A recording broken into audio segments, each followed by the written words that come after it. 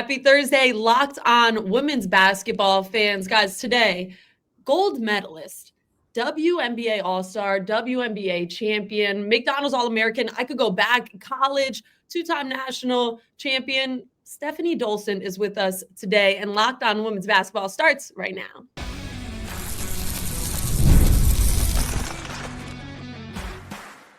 You are Locked On Women's Basketball, your daily podcast on women's basketball. Part of the Locked On Podcast Network, your team every day. Episode is brought to you by Game Time. Download the Game Time app, create an account, and use code LOCKEDONNBA for $20 off your first purchase. All right, Steph, I'm listing all these accolades. I'm like, there's no way I'm going to fit all of them in there now. And now also member of undefeated Laces squad. How has that been? It's been very nice. It's just the first weekend, so let's not get too excited, but it's definitely nice to start off the season going 2-0 and just feeling really good about our team and our chemistry.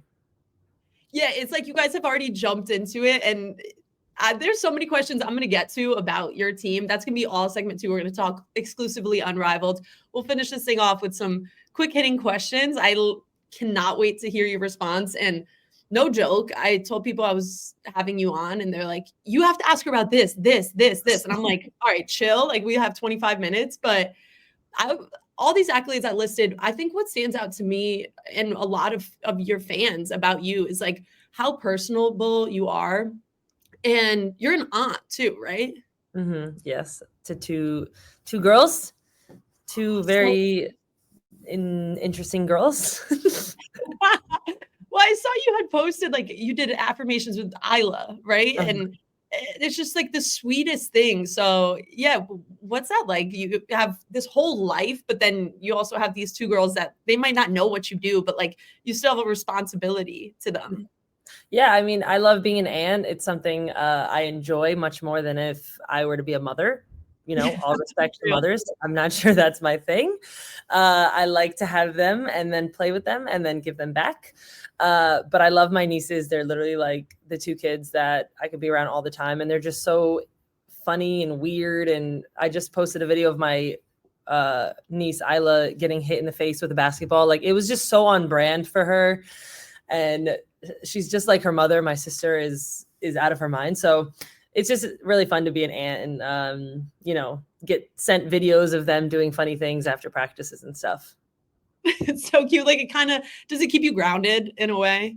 For sure. Yeah. And then when I'm not playing basketball, I always go to Richmond and kind of get to stay with them and be around them. So, it's kind of like having kids, but like I said, I get to give them back, which is nice. Yeah. You get to go home at the end of the day.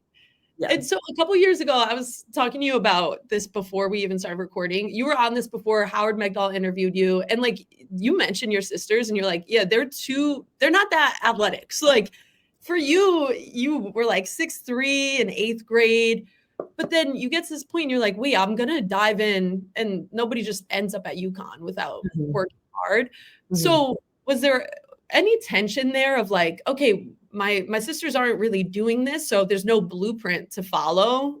Was that something you had to deal with, or you just kind of went with it? Yeah, I think it's hard because my sisters weren't athletic, but to be frank, I'm not athletic either. I just happen to be good at basketball and tall. But my dad was my coach growing up, so like he kind of just gave me, and he dove so far into basketball that like, he was driving me 2 to 3 times a week, an hour and a half to the city just to get really good workouts or individual workouts or practices. So definitely not a blueprint, but I think my dad and my mom, like both of them just invested so much in me and in basketball because I think they saw that I was, possibly very good at it. So yeah. And then I just kind of went with it. UConn happened just because I work hard. I can't say I was the most talented when I was in high school, but I never, gave up, and I always played really, really hard, which I think, is more about recruiting good people instead of just good basketball players. So real. And I saw Paige like 2,000 points, and then she's like, yeah, but you see these 2,000 points, but like, you don't see the 2,000 hours of hard work that goes into it. Right. And this offseason, so your trainer, Rod, I follow him. He's posting all the time. And like, you're like you made like 15 whatever threes in a row or something in one of the videos. And I'm like, this is crazy. And then it comes to find out that you're going to be an Unrivaled. And it's like, of course you're putting that work in now. Yeah. So was their preparation different for knowing that at least until mid-March, you're going to be locked in Miami, going hard, full court 3-on-3? Yeah, a little bit. I mean, for sure, because most of the time, well, not most of the time, but the last few years I've done kind of like partial seasons, maybe 2 or 3 months in. I went in Hungary the one year. Last year I went to France for like a month and a half. So for this one, it just kind of depended. It was like, all right, I got to ramp it up a little bit faster than usual. Because normally I kind of just, you keep your body moving until January. And then once January hits, you kind of go because the season's coming up. So this time it was the opposite. I took maybe 4 weeks off, maybe a month off. And then straight from there, I was just training 5 times a week until January because I knew I had to get ready for this. So, and I think I did a decent job. I think I'm in decent shape for this. It was hard to train for this because we've never done it either. So I was like, I don't know what to train for in terms of conditioning. So kind of went with it. Oh, it definitely worked. And then you mixed watching Wicked in there too. Oh yeah. You have to. Actually, I want to go get a tattoo. I have a lot of plans coming forward when it comes to Wicked. So we'll see. A possible like co-star, maybe? Like would we see an appearance in Wicked too? No, not that, but possibly like a shoe thing. I don't know. We'll see. Ooh. All right, everybody stay tuned for that. I actually haven't seen it. So if you're gonna like, I've seen the play. I've not seen the movie.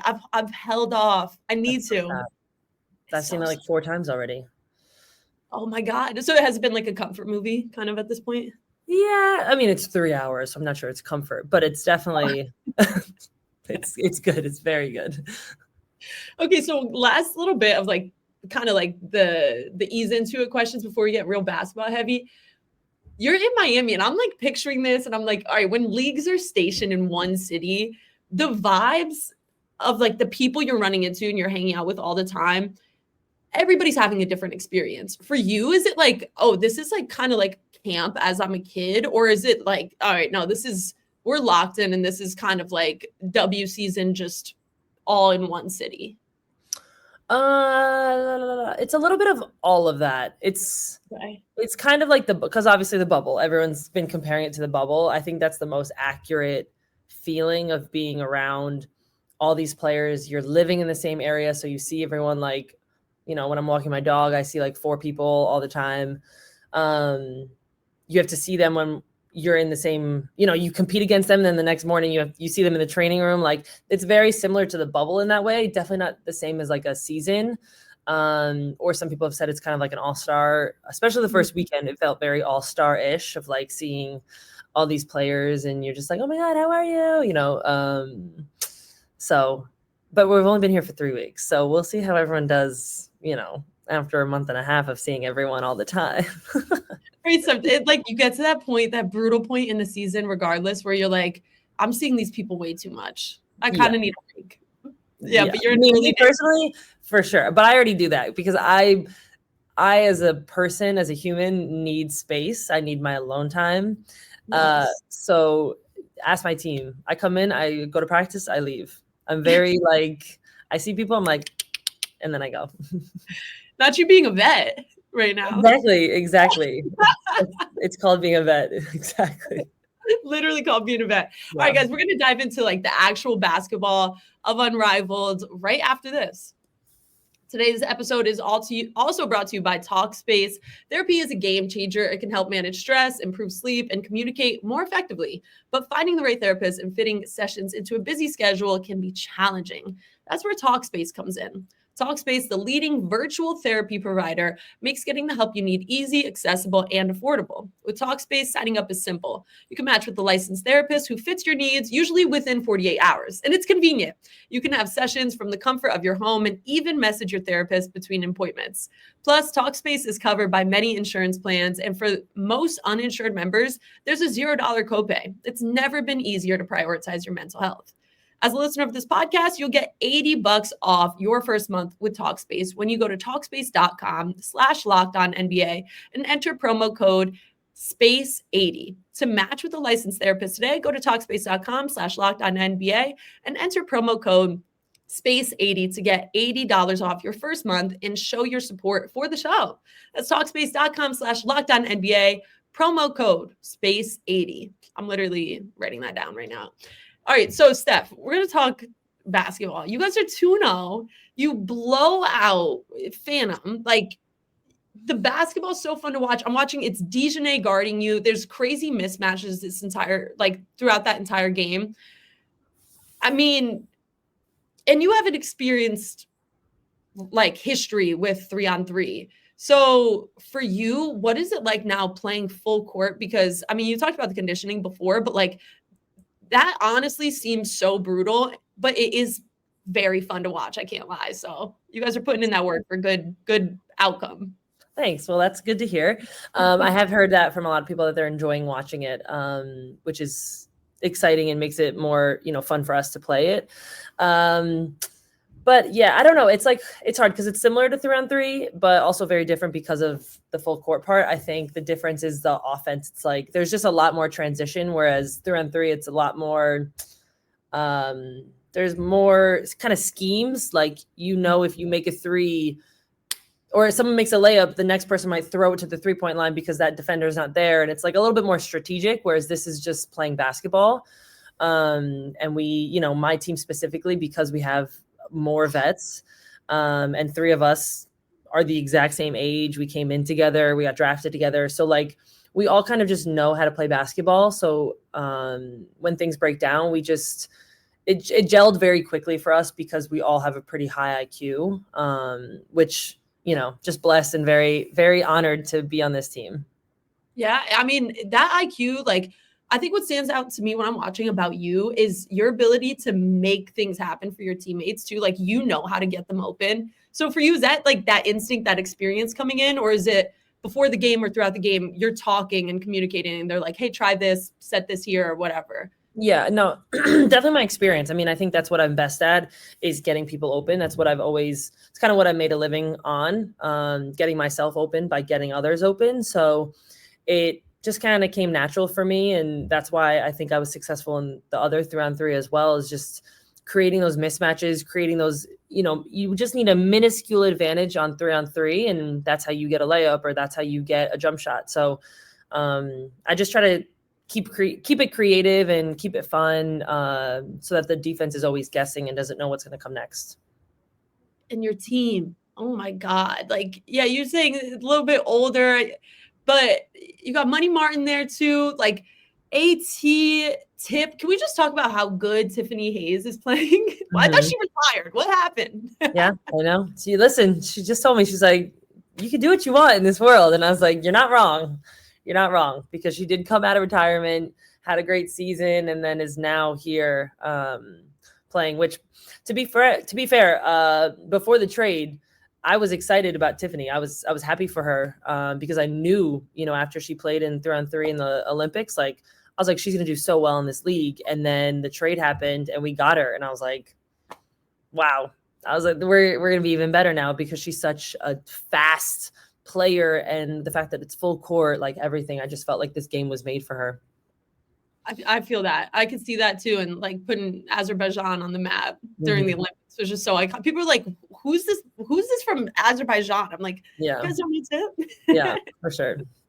So is there like a comparable feeling to playing in Unrivaled? Like, would it be that Olympics, that gold medal year in Tokyo you guys had, or is it more like a pickup type feeling? What's it, the actual feeling of playing? Yeah, I don't know. It's a little bit more of a show in a way. I think for me, at least, it's like, because it's such a small arena, but it's a full space of people. Like the fans can hear everything. They see everything. It's like anything you say, they hear.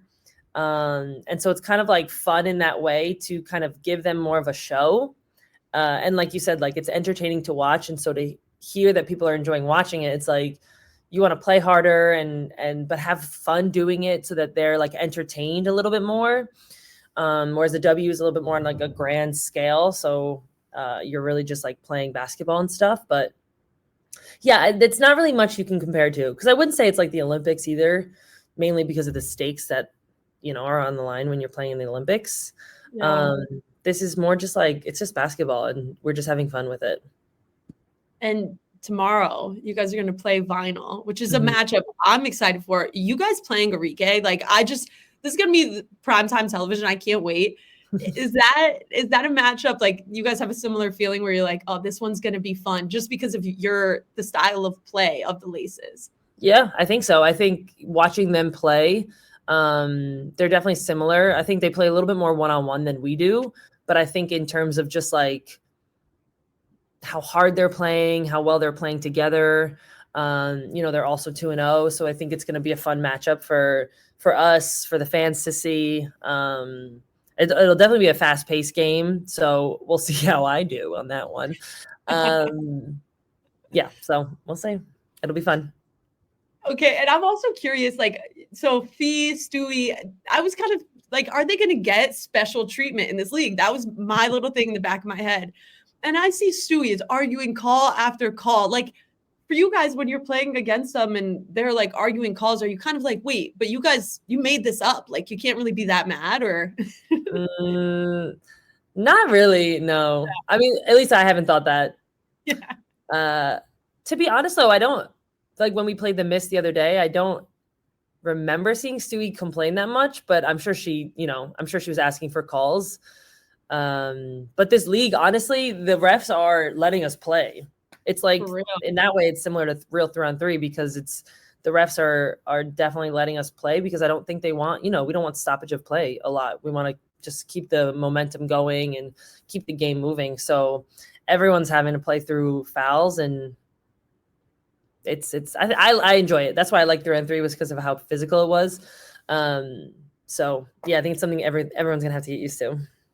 Yeah, so that's like the biggest tool in your arsenal, you would say. Like, you like the physicality, and has that changed over time where you kind of rely on that as like a big strength of yours?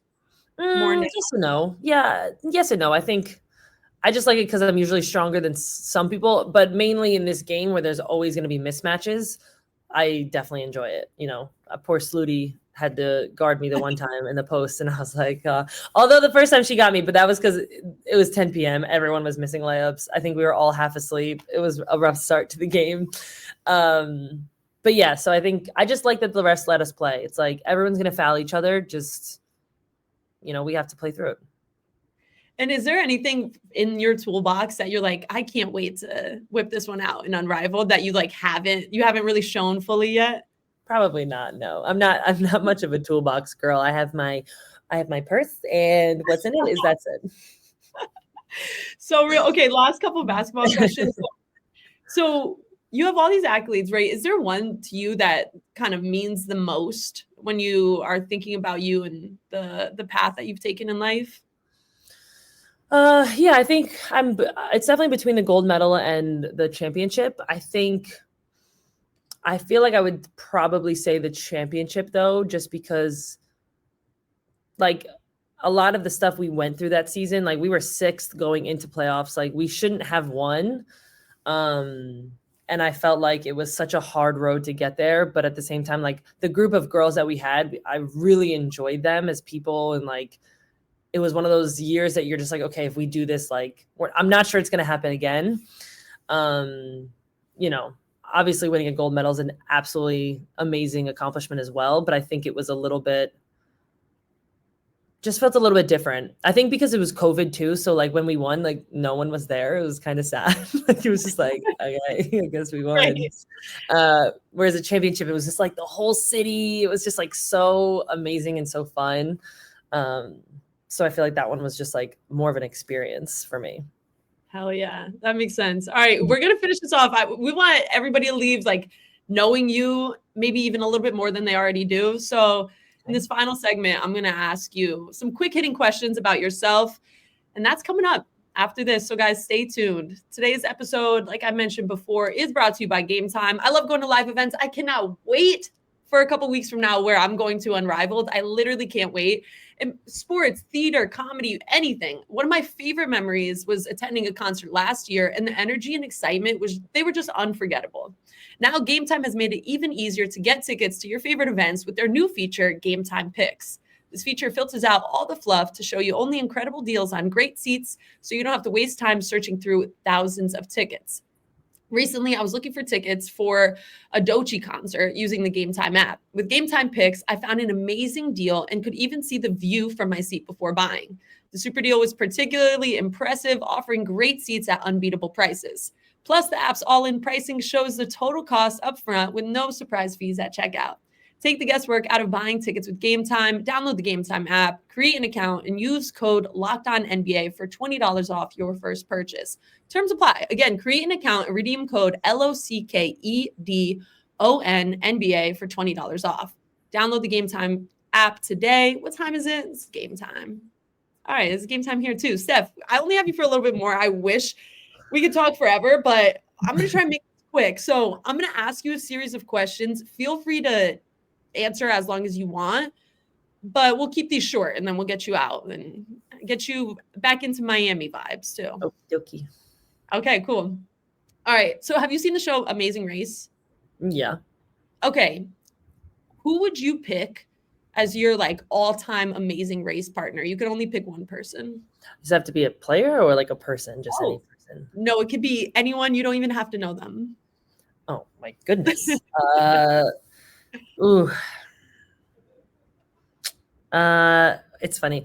No, I'd probably pick my sister, Ashley. She's my oldest sister, and she's really good with a map. Like, she's great with directions. She's very sweet. So she'd get, like talk to these other teams, make an alliance, and then I'd be the physical one, and I can eat anything. So give me like a challenge, with eating weird stuff. I would probably do it.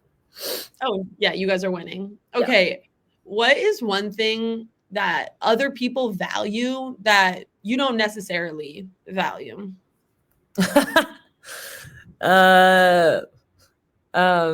Something that other people value that I don't.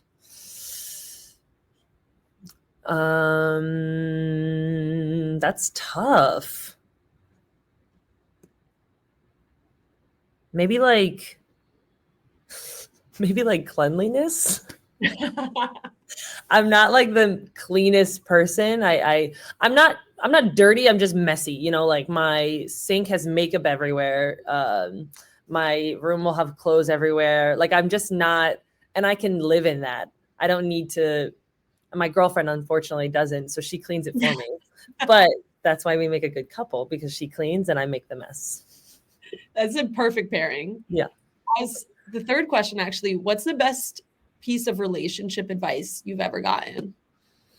Ooh, relationship advice. I mean, I'm not going to give you one piece of advice my mother gave me. I'll give you a different one. Okay.